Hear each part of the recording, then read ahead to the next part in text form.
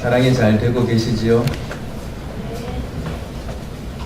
2월달은 우리가 사랑의 열매를 보여가는 달입니다.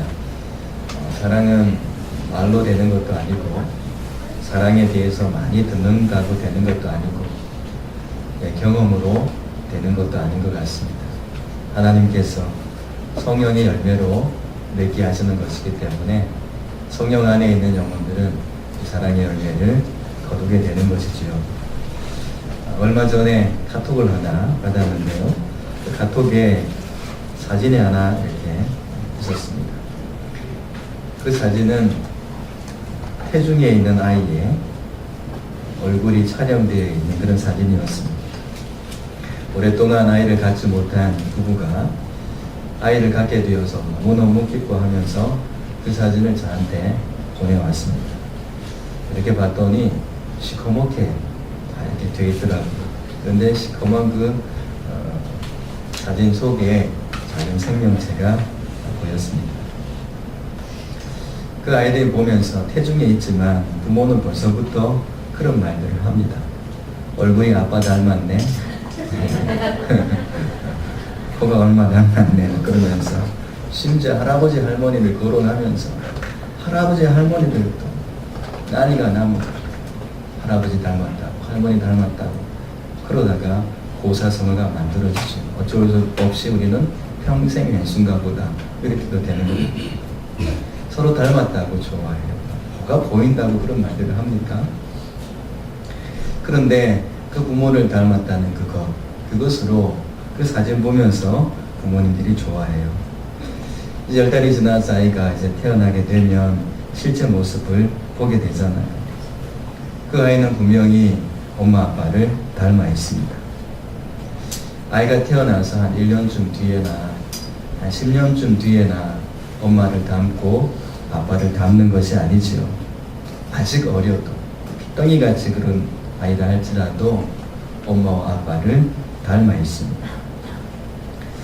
예수님을 믿고 성도가 되었다라는 것은 이제 내 영이 새롭게 태어났다라는 이야기입니다. 예수님을 믿고 새로운 생명을 얻고 새로운 피조물이 되었다는 것은 그 순간부터 새로운 피조물 된 하나님의 형상으로 태어나게 되었다는 것입니다. 예수님을 믿는 그 순간부터 하나님의 자녀됨의 모든 DNA를 받은 것이죠. 그래서 예수님의 형상, 예수님의 마음, 아버지의 마음을 품게 되는 것입니다. 그런데 사탄은 자꾸만 그것을 속입니다. 예수 믿고 1년 정도 되었다면 아직 예수님 안 닮았다. 이렇게 이야기합니다. 그렇게 하는 이유가 뭐냐 하면 예수님을 믿고 거듭나서 새로운 피조물로 살아가는 그 성도의 행복을 누리지 못하게 하려고 하는 것입니다. 아이들이 학교에서 많이 배우고 있는 진화론에서도 인류가 많은 변이 과정을 거쳐서 진화되어서 사람이 되었다. 그렇게 이론을 만들어 놨습니다. 몇 년 만에 사람 됐다 그러면 도대체 믿기지 않으니까 거기에 수많은 세월이라는 것을 대입시켜 놓고는 많은 세월만 지나면 원숭이라도 사람으로 될 수 있다. 그걸 믿게 하는 것입니다. 그게 진화론적인 발상 아니겠습니까? 이해가 잘 안 되고 납득이 안 되면 10만 년 그랬다가 그거 갖고 되겠나 그러면 100만 년 이렇게 느려버리면 100만 년 동안 산 사람이 누가 있습니까? 아무도 그것을 증명해낼 수 없는 것입니다. 오랜 세월이라는 것이 대비되면 그 속에는 뭔가 인류가 만들어질 수 있고 사람이 만들어질 수 있다는 것을 만들어내놓고 그렇게 믿도록 설득하는 이론인 것이죠. 이해가 좀 될 수는 있습니다. 하지만 이해가 된다고 해서 그것이 진리인 것은 아닙니다. 때로는 납득이 될 수도 있습니다. 하지만 납득된다고 해서 그것이 사실인 것은 아니라는 것이죠. 그런데 문제는 뭐냐 하면 신앙생활 속에도 우리의 신앙 속에도 이런 생각들이 들어와 있다는 것입니다. 오랜 세월이 흘러야 예수님을 닮게 된다는 것입니다. 오랜 세월이 지나야 하나님의 형상이 된다는 것입니다. 예수님을 믿고 주님께서 분명히 새로운 피조물이 되었다라고 말씀하심에도 불구하고 그렇게 믿지 않습니다. 진화론적인 생각이 들어와 아니 어떻게 내가 금방 예수님을 닮을 수 있는가? 그렇게 할 수 없지 하면서 생각을 하는 겁니다. 성도 여러분, 우리의 믿음의 수준은 어디까지입니까? 우리에게 있어서 하나님은 어떤 분이신가요? 하나님께서는 이렇게도 한번 말씀하셨죠. 이 돌들로도 아브라함의 후손 만들 수 있다. 이렇게 말씀하신 적이 있습니다. 우리가 밟고 다니는 그 흙을 가지고 지금 우리와 같이 이렇게 존귀한 생명력을 또 생명의 사람을 만드셨다는 것입니다. 아담과 하와는 오랜 세월이 지난 다음에 하나님의 형상을 이룬 것이 아니고 지음받는 그 순간에 하나님의 형상으로 지음받았다는 것입니다. 우리는 어느 틈엔가 그 하나님의 능력과 힘을 이상하게 자신의 생각에 대입하면서 또 경험과 사상에 대입하면서 아니다라고 말해버리는 것입니다. 성령의 열매도 마찬가지입니다. 자신의 노력으로 몇 가지 안 됐거든요. 그러니까 그것은 오랜 세월이 지나야 되는가 보다 이렇게 믿고 살아갑니다. 이 거짓된 믿음임에도 불구하고 그렇게 믿고 살아가는 겁니다. 그래서 말씀대로 살면 분명히 하나님의 역사가 나타남에도 불구하고 말씀대로 살지 않습니다. 시간이 좀 더 지나야 내가 그 말씀 지킬 수 있고 시간이 좀 지나야 믿음이 좀 들어와야 그렇게 된다라고 자꾸만 오늘에 충성하지 않고 내일에 충성하려고 자꾸 내일로 미루고 때가 되면 되겠지라는 이런 게으름과 안일함 속에 믿음 없는 삶을 살아간다는 것입니다. 이렇게도 변명들 하지요. 예수 믿은 지 10년 되고 20년 된 사람들도 그 모양 그 꼴인데 예수님 닮은 구석도 없던데요. 저 같은 초년생이 어떻게 예수님을 닮을 수 있습니까? 하면서 오히려 스스로를 그렇게 위로하고 살아가요. 사랑해야지요. 그거 잘 압니다. 하지만 아직은 아닌 것 같아요. 왜냐하면 30년 교회 다닌 사람도 보니까 아직도 아니던걸요. 이렇게 이야기하는 것입니다. 마치 그것이 자신의 믿음을 겸손한 것처럼 보이고 있습니다. 하지만 그것은 겸손이 아니고 거짓된 믿음을 신봉하고 있는 것입니다. 하나님을 믿는 믿음을 갖고 살아가는 사람들의 정체성, 내가 하나님의 자녀 되었다는 분명한 믿음을 갖고 있다면 옛사람의 모습은 지나간 것이고 예수님을 믿는 그 순간부터 예수님을 닮아 살아가게 되는 것이거든요. 성령의 열매는 생활의 연수로 맺는 것이 아닙니다. 성령의 그 모든 열매는 하나님의 사람들에게 나타나는 본능적인 것입니다. 고린도전서에 기록되어 있는 13장에서 말씀하신 것처럼 오래 참는 것에서 비롯된 그 모든 사랑의 모습들을 보게 되면 어느 날 된 것이 아니고 예수님을 믿는 그리스도인들에게 나타나는 모든 역사인 것을 말씀해 주고 있습니다. 그래서 고린도전서 13장이 사랑장애로 말하는 이 말씀을 읽지 않아도 예수님을 믿고 거듭난 사람들에게는 그 사랑의 모습이 나타나는 것입니다. 우리 한번 이 말씀을 제가 읽을 텐데요. 한번 들어보시고요. 또 목사님 그거는 제가 지금 다 하고 있는 것입니다 하는 분들이 계시면 여러분들은 그렇지 못한 분들을 위해서 기도해 주시면 되겠습니다. 한번 제가 읽어드리겠습니다. 사랑은 오래 참고 사랑은 온유하며 시기하지 아니하며 사랑은 자랑하지 아니하며 교만하지 아니하며 무리 행하지 아니하며 자기의 유익을 구하지 아니하며 성내지 아니하며 악한 것을 생각하지 아니하며 불의를 기뻐하지 아니하며 진리와 함께 기뻐하고 모든 것을 참으며 모든 것을 믿으며 모든 것을 바라며 모든 것을 견디느니라. 읽지 않아도 이미 우리의 것이 되어 있죠, 여러분? 네.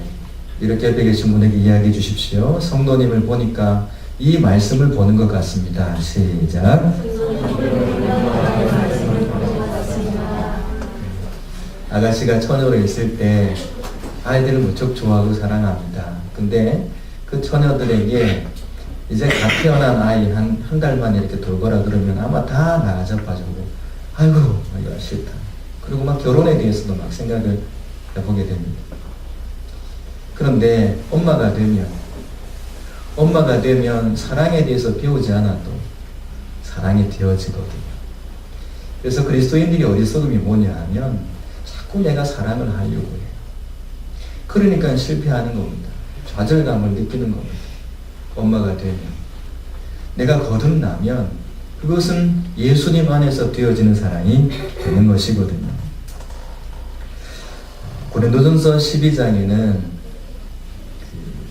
고린도 교회에 많이 있었던 은사에 대한 것들을 기록해 놓고 있으며, 또 13장에는 그 은사와 연결되어서 사랑에 대해서 말씀하고 있는데, 그 은사 중에 보니까 방언을 하고 예언을 하고, 어떤 사람을 보니까 산을 옮길 만한 믿음도 갖고 있고, 어떤 사람은 모든 것, 자신의 모든 것을 가지고 구제하고, 어떤 사람은 몸을 불사르게 자신을 내어주는 그런 사람들도 있었습니다. 그런데 그 모든 것들이 사랑으로 하지 않더라는 것입니다. 사랑으로 하지 않은 그 모든 것은 아무런 의미가 없는데, 보여지는 것은 사랑처럼 보이는데 실제적으로 보니까 그것이 사랑이 아닌 가운데서도 행할 수 있는 것들이다 라고 말씀하고 있습니다. 왜냐하면 왜 이 사랑을 이렇게 강조하시면서 은사의 맨 뒤쪽에 더 큰 은사를 사모하라 라는 말씀을 주시면서 사랑을 이렇게 이야기해 놓으셨냐 하면, 사랑이 토대로 되지 않고 토대되지 않은, 기초되지 않은 그 모든 은사들은, 그 모든 활동들은 하나님 앞에서 아무런 가치가 없다라는 것입니다. 이렇게 한번 이해해 보면 어떨까 싶어요. 여러분들은 동그라미가 숫자 앞에 붙는 것이 좋아요? 아니면 뒤에 붙는 것이 좋아요? 이걸 돈으로 생각해 보면 금방 계산이 될 것입니다, 여러분. 여러분 세뱃돈 받았지요? 동그라미가 뒤에 많은 게 좋아요? 아니면 그 숫자 앞에 있는 게 좋아요? 5자를 받는데 그 5자 앞에 보니까 동그라미가 수백 개 붙었어요. 근데 그게 얼마짜리예요? 5원짜리예요. 근데 이게 뒤에 막 서너 개만 붙어도 이게 만 단위가 막 넘어가는 거예요. 사랑이라는 것은 그런 것입니다. 사랑으로 출발하지 아니하면 아무리 많은 것 갖다 놔도요, 숫자 앞에 동글뱅이 붙이는 것과 같은 것입니다. 거기에는 아무런 의미가 없는 것이죠. 성도 여러분, 하나님께서 우리에게 말씀하시는 사랑, 그래서 중요한 것이다 말씀하셨습니다. 그리고 이 사랑은 예수님을 믿고 거듭난 사람들에게는 반드시 나타나게 됩니다. 그런데 우리가 말씀 속에 보게 되면 장성한 분량에까지 자라간다라는 말씀이 있잖아요. 그 사랑이 자라가는 것입니다. 주님의 형상이 자라가는 것인데요. 그게 어떤 거냐면 미래에 어느 날 사랑이 되어진다라는 것이 아니고요. 지금 내게 예수님을 믿고 나서 주신 그 사랑이 있는데 그 사랑이 점점 커져가는 것입니다. 이걸 잘못 오해하면 안 됩니다. 사랑 없던 사람들이 어느 날 갑자기 사랑이 생기는 게 아니고, 내게 주어진 예수님을 통해서 믿음 안에서 주어진 그 사랑이 날마다 자라나서 나중에는 그리스도의 분량에까지 자라나게 된다는 것을 말씀하시는 것이거든요. 오늘 사랑을 한번 더 보십시다. 사랑은 오래 참는 것으로부터 시작이 되죠. 나타나는 속성입니다. 오래 참는다는 것은 내게 여러 가지 불이익이 찾아올 때가 있습니다. 도저히 내 감정으로 이겨낼 수 없는 그런 복잡 미묘한 손해와 피해가 내게 다가올 때 그것을 인내하는 것입니다. 아내와 남편 관계 속에서, 또 지체들과의 관계 속에서 때로는 여러 가지 정말 손해보고 억울한 일을 당할 때가 있잖아요.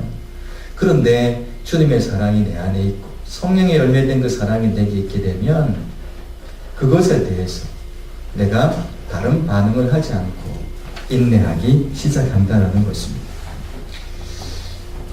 세상이 공격해 올 때요, 사단이 얼마나 비열하고 교묘한지 몰라요. 하나님의 뜻을 굳건하게 갖고 있던 남과 하와까지도 막 흔들어 버릴 정도로 사단은 아주 강경하니까 도전해 오는 그 상대방의 그 비열하고 너무나 불합리적이고 그런 모습으로 도전해 온다라는 것입니다. 옛사람의 모습 같으면 분노하고 화를 내고 똑같이 갚아주고 다툼하고 시기합니다. 하지만 성령의 열매 맺은 사랑의 사람은 대응하지 않고 인내하게 된다는 것입니다. 이것이 예수님의 사랑의 모습입니다. 또 하나님께서 우리를 향한 사랑의 모습이기도 합니다. 주님은 우리에 대해서 오래 참고 계신다라는 것입니다. 때로는 하루가 천년처럼, 천년이 하루처럼 주님은 그렇게 우리에 대해서 오래 참고 계시는 것이죠. 사랑이시기 때문에 그렇습니다. 사랑은 또 온유합니다. 이 온유함이라는 것은 친절함을 말하고 있습니다. 다른 사람들에게 해를 끼치지 않고요, 또 인내만 하고 가만히 있는 것이 아니라 그 사람의 필요를 채워가는 것입니다. 돕는 자의 자리까지 가는 것이 온유라는 것이죠. 참는 것도 대단한데 이 온유는 한 걸음 더 나아가서 내가 참으면서 그를 선대하는 자리까지 가는 것이 온유의 모습이다 말씀하고 있습니다. 그게 사랑이죠. 또 시기하지 않습니다. 이 시기라는 것은 강한 질투심입니다. 질투하는 감정입니다. 이 질투는 경쟁의식이 생기잖아요. 그래봐야 다 도토리 키재기인데 하여튼 경쟁하고 그래 경쟁의식 속에 빠지게 됩니다. 다른 사람이 영광을 받고 존귀함을 받는 것은 도저히 못 봐줘요. 그래서 어떻게든지 악한 방법으로라도 그것을 손상시켜야 되겠다. 그것이 시기하는 마음입니다. 경쟁을 하다 보니까 때로는 뒤처질 때는 좌절감에 빠집니다. 열등감에 빠집니다. 열등감은 시기입니다, 여러분. 열등감은 시기예요. 경쟁하다 뒤처지면 생겨나는 것이 이 열등감이기 때문에 그렇습니다. 그런데 이렇게 경쟁을 하다가 그 사람보다 나아졌어요. 그러면 우월감을 갖는 거죠. 이게 시기인데 사랑은 그렇게 하지 않습니다. 고린도 교회가 여러 가지 문제를 만나잖아요. 그래서 다툼이 일어나는데 그 다툼이 무엇 때문에 생겼느냐 하면 받은 은사 때문에 생겨난 것입니다. 내가 1시간 기도했더니 막 예언의 은사를 받았어. 1시간 기도하면 나도 예언의 은사 받는가 보다 기도하는 거. 아니, 나는 저 사람보다 더 받아야지 하고는 2시간 기도해요. 그래서 2시간 기도해서 예언의 은사와 방언의 은사를 받았다고 가정해 보십시다. 그러면 1시간 기도해서 예언의 은사 받은 사람을 그때부터 무시하는 것입니다. 그 사람을 존중하는 마음에서 떠나버리게 되는 것이죠. 성도 여러분, 사랑하게 되면 이 시기심이 사라지게 됩니다. 사랑의 열매가 있는 곳에는 시기가 사라지는 것이거든요. 사랑은 자랑하지 않습니다. 이 자랑한다는 말을 봤더니요, 이 과장한다라는 얘기가 있더라고요. 왜 과장하는가 봤더니 자신을 자꾸 다른 사람들로부터 칭찬받는 존재가 되고 싶어 하는 것 때문이라요. 다른 사람들이 나를 자꾸 이렇게 존중해 주기를 바라는데 나한테는 그런 게 별로 없잖아요. 그러니까 허풍선처럼 자꾸 거기에 덧붙이는 겁니다. 그게 사랑인 것입니다. 사랑은 진실합니다. 사랑은 깨끗합니다. 다하고 빼지 않습니다. 그대로의 모습이거든요. 그런데 자랑하게 되는 것은 결국 사랑이 없다라는 것입니다. 바리새인과 서기관들이 얼마나 사람들한테 많은 존경을 받았는지 몰라요. 수많은 칭찬을 받지 않습니까? 그런데 주님께서는 그들을 아셨습니다. 자기 존경을 받기 위해서, 자기 자신이 존경을 받기 위해서 그렇게 하는 것이고, 사람에게 보이려고 그렇게 행동했던 것이지 사랑으로 했던 것은 아니라는 것입니다. 그래서 사랑하게 되면 자랑하지 않게 되는 것입니다. 자, 교만하지 않는다 그랬습니다. 교만도 같은 의미예요. 자꾸 부풀리는 것입니다. 시기, 자랑, 교만은 점점 사랑이 없을 때 악한 모습이 확대되어져 가는 모습입니다. 자꾸 부풀입니다. 교만합니다. 자랑하는 것이 다른 사람에게 있도록 하지 않고 자기 자신에게 자랑이 있도록 자꾸 시선을 자기에게 집중시켜 갑니다. 이것이 연속적으로 계속 나타나는 것입니다. 그래서 나중에는 군림하게 되고, 그래서 그 자리에서 섬기는 것이 아니고 무시하게 되는 것입니다. 이것이 교만의 모습인 것이죠. 그래서 사랑은 무례히 행하지 않는다 그랬습니다. 무례히 행한다는 것은 공정하지 못한 행동 때문에 다른 사람들이 부당한 대우를 받도록 하는 것, 그것이 무례히 행하는 것입니다. 사랑은 공정한 것입니다. 부당하지 않습니다. 하나님의 사랑은 바깥에 있는 저 빛처럼 모든 이들에게 동일하게 비춰지기 때문에 그렇죠. 그래서 이 무례히 행하게 되면 어떤 모습이 나타나냐 하면 다른 사람에게 돌아갈 그런 존경과 좋은 모습들을 자꾸 깎아내리게 됩니다. 가로막는 행동을 하게 되는 것입니다. 이게 무례한 행동입니다. 아, 그 사람 이번에 100점 맞았대. 에이, 그 사람 이번에만 그래. 지난번에는 20점 먹었어. 자, 이번에 100점 먹은 그것을 깎아내리는 것입니다. 이게 무례히 행하는 것입니다. 가로막는 것이죠. 자기 유익을 구하지 않습니다. 자기 유익이라는 것은 자기 욕심만을 구하는 것입니다. 개인적인 욕심, 자기 이기심을 가지고 자기 욕심만을 추구하는 것을 말하고 있습니다. 그런 사람에게 사랑이 오게 되면 자기 욕심만 추구하던 사람이 사랑의 통로가 됩니다. 그래서 사랑이 내게서 이렇게 흘러가도록 만들어가는 것이죠. 그래서 이웃의 자기 유익을 구하지 않으니까, 그러니까 이웃의 유익을 구하는 삶을 살아가게 되는 것입니다. 그래서 다른 사람의 평안에 관심을 갖고, 다른 사람의 마음에 관심을 갖고, 그 어려운 이웃을 돕기 시작합니다. 그리고 이웃을 위해서라면 내게 있는 권리까지도 포기하며 내려놓게 됩니다. 이기심이 배제된 그 삶이 자기 유익을 구하지 아니한다라는 이 말씀 속에 포함되어 있습니다. 내 유익만 구하지 않고 있다면, 그렇다면 여러분들은 사랑의 사람이 맞습니다. 2주 전에 우리가 전도하던 지역이 늘 장기동 지역인데, 이 지역에서 조금 벗어나서 구례동 쪽으로 가서 그 이마트 앞에서 이렇게 전도지를 나누고 과자를 나누었습니다. 돌아올 때 어떤 분이 저한테 그런 이야기를 했습니다. 오늘 참 큰 은혜를 받은 것이 있다. 전도를 하다가 이렇게 전도 문구를 생각을 했대요. 예수님 믿으시고 가까운 교회로 가세요. 그렇게 하기 시작했대. 그러니까 마음속에 기쁨이 충만하더래요.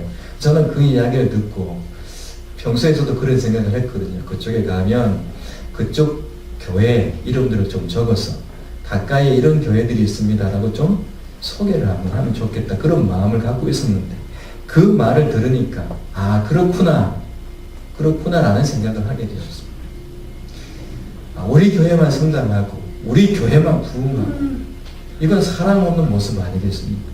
사랑은 다른 사람의 이익에도, 다른 사람의 유익에도 관심을 갖는 것입니다. 바울 사도가 하나님의 사람이 되고 나서부터는 내가 종이 된 것은 모든 사람들을 세우기 위함이다 라고 그가 그렇게 이야기를 한 거거든요. 자신의 유익을 다 내려놓고 내 유익 때문에 다른 이가 피해를 본다면 그거 내려놓겠습니다. 그것이 뭐냐 하면 사랑이라는 것입니다. 사랑은 또 성내지 않습니다. 성내는 것은 다른 사람과 다투어서요, 그 속에 화가 나는 거죠. 화가 왜 나느냐 하면 나는 옳은데 너는 틀렸다라는 것입니다. 이 감정의 폭발에서 스스로 제어하지 못하고 많은 혼란 속에 빠지게 되는 상태가 성내는 상태입니다. 하지만 사랑이 그를 덮게 되면, 사랑은 허다한 허물을 덮는다라는 것처럼 그가 좀 옳지 않아 보여도 주님의 사랑으로 품기 시작한다라는 것입니다. 오히려 핍박하는 자를 위해서 기도하는, 그리고 축복하는 삶을 살아가는 것이 사랑인데 그것이 성내지 않는다라는 말씀 속에 포함되어 있습니다. 또 사랑은 악한 것을 생각하지 않습니다. 이 악한 것을 생각하지 않는다는 것은 계속해서 나쁜 것, 또 원한을 품고 있는 것, 앙심 품고 있는 것, 그걸 계속하는 상태가 악한 것을 생각하는 상태입니다. 여러분 한번 손해보면 그거 계속 곱씹을 때가 있잖아요. 떠나지 않아요. 그 한마디 말이 계속 내 인생을 붙들고 나를 이끌어가요. 기분 좋다라도 그 한번 품고 있던 그 앙심을 품고 있던 그 사건만 생각하면 이가 날리고 하던 일을 다 때려치고 싶어요. 왜 그러냐 하면 사랑이 없기 때문에 그렇습니다. 악한 것이 들어와서 그런 것이 아니라 사랑이 없으니까 그 악한 것이 왕노릇하는 것입니다. 사랑이 들어오게 되면 자신을 향해서 비열하게 행동했던 그 모든 사람들과 그런 어떤 행동들을 잊어버리게 됩니다. 그걸 보복하지 않게 되는 것입니다. 그래서 사랑은 원수를 갚지 않고 원수를 사랑하는 단계로까지 나가게 되는 것이죠. 사랑은 불의를 기뻐하지 않습니다. 이 불의를 기뻐한다는 것은 악한 것에 동참하고 공감하는 것을 말합니다. 이 악한 것이라는 것은 하나님의 뜻에 위배되는 것입니다. 하나님께서는 하나님의 뜻에 위배되는 것을 절대 기뻐하지 않습니다. 불의는 하나님께서 심판하십니다. 그래서 사랑으로 살아가는 이 불의를 기뻐하지 아니하는 삶은 하나님의 심판으로부터 벗어날 수 있는 축복을 누리게 되는 것입니다. 성도 여러분, 우리에게 이런 은혜를 주신 것이죠. 그리고 진리와 함께 기뻐하는 것입니다. 진리가 있는 곳에 늘 마음이 같이 있어요. 불의가 있는 곳에 마음이 있지 않습니다. 진리가 세워질 때마다 기뻐하고 그곳에 함께 만족하고 그 일에 같이 참여하는 것입니다. 함께 기뻐한다라는 것은 사랑은 더불어 진리 속으로 들어간다는 의미입니다. 진리가 있는 곳에 함께 참여하고 비진리는 기뻐하지 않고 하나님의 뜻에서 위배되는 것은 절대 관여하지 않고 그것을 기뻐하지 않을 뿐만 아니라 진리인 곳에는 함께 기뻐하고 감사하는 자가 된다는 것입니다. 그리고 사랑은 모든 것을 참고 모든 것을 믿고 모든 것을 바라고 모든 것을 견딘다 말씀하십니다. 근데 이 말씀은 계속성을 말하고 있습니다. 몇 번 참다가 몇 번 견디다가 말아버리는 것이 아니라 계속 되어진다는 것입니다. 하나님의 사랑을 표현할 때 길이, 넓이, 깊이를 말씀하고 있는데요. 이 길이의 사랑이라는 것은 그런 의미가 있습니다. 아, 하나님의 사랑은 길구나. 맞습니다. 그 길다는 의미가 이렇습니다. 내가 창세전부터 하나님의 계획 속에 있을 때부터 그 사랑은 시작되었고 내가 주님 품 안에서 영원히 사는 그 천국의 삶까지 하나님의 사랑은 계속 된다는 것인데 내가 이 땅에 짧은 삶을 살지만 짧은 삶 속에도 하나님의 사랑은 지금까지 계속되고 앞으로 계속된다는 것이고 뿐만 아니라 그 사랑은 나를 통해서 내게서 배우는 사람들에게 사랑이 흘러가게 되는 것이라는 거죠.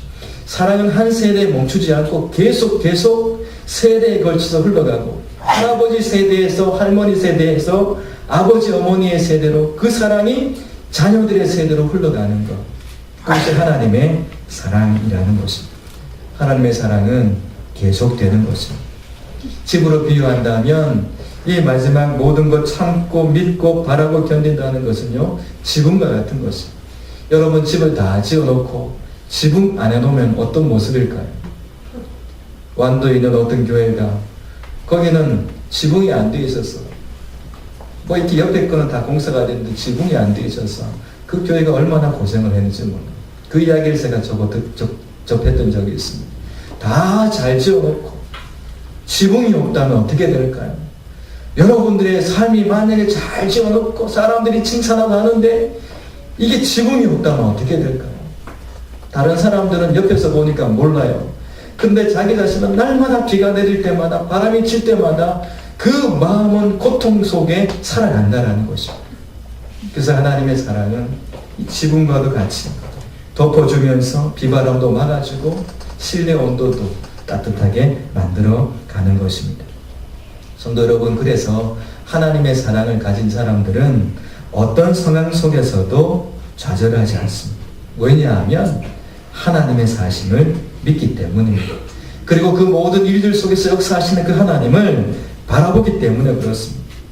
견딘다는 말씀이 끝에 나오는데요. 이 견딘다는 말씀이 머물러 있다라는 뜻입니다. 어떠한 위협과 곤란한 상황 속에서도 소망 중에 하나님을 바라보면서 자신의 역할과 위치에서 머물러 서서 끝까지 충성하는 삶을 살아가고 결국 극복하게 된다라는 것입니다. 성도 여러분, 오늘 말씀을 이렇게 마무리하도록 하겠습니다. 사랑은 어느 날 먼 미래에 되는 것이 아닙니다. 예수님을 믿고 거듭난 사람에게는 오늘 내가 정말 예수를 믿고 지금 그렇게 살고 있다면 오늘 성령의 열매는 맺혀지게 되는 것입니다. 단지 조금 작다 뿐이죠. 하지만 그 사랑이 점점 믿음만큼 극대화되는 것입니다. 성도 여러분, 어둠의 세력들이 속이는 것에 대해 속지 마시기 바랍니다. 내게 만약에 열매가, 이 성령의 열매가 나타나고 있지 않다면 둘 중에 하나입니다. 내가 예수님을 믿지 않고 있든지 아니면 내가 새로운 피조물이 되었는데도 불구하고 그 자녀됨의 정체성을 잃어버리고 옛 과거만 바라보고 그렇게 살고 있기 때문에 그렇습니다. 전자라면 우리는 예수님을 나의 주 나의 하나님으로 모시고 영접하셔야 될 것이고, 만약에 뒤쪽이라면 우리는 내가 하나님의 자녀 되었고 더 이상 어둠이 너는 미래에 어느 날 될 거야, 저보다 한 10년 이상 돼야 사랑의 열매, 성령의 열매 맺을 수 있어 라고 속이는 그 속임에 더 이상 넘어가지 말고 지금 당장 지금 이곳에서부터 하나님께서 나를 사랑의 사람으로, 성령의 사람으로 만들어가고 계신다는 것을 믿고 그 믿음의 정체성을 가지고 살면 이제 우리가 세상의 그 어떤 것 앞에서도 두려워하지 않는 사랑의 사람들이 될 줄 믿습니다. 이번 주간도 사랑의 삶을 실천하며 살아가는 성령의 사람들 되시기를 주님의 이름으로 축복합니다.